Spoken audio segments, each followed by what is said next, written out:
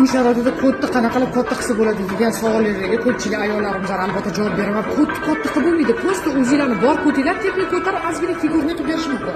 Mana обычный kod, обычный mana kichkina kod, manda bunaqa katta emas. Kichkina kodni sal tepaga chiqarib, kubroq qiladigan zo'r sizlarga ikki xil mayli mashq qilishni ko'rsataman. Birinchi mashqimiz,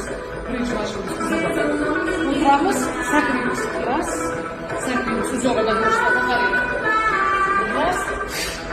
Ras. Har o'tirganda ko'z orqaga, ko'z oldiga chiqmaydi.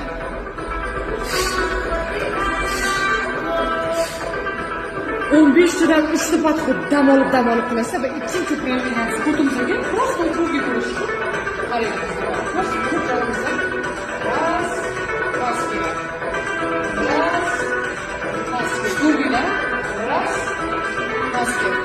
O'ntadan ikkita podxod chiroyli bo'lamiz.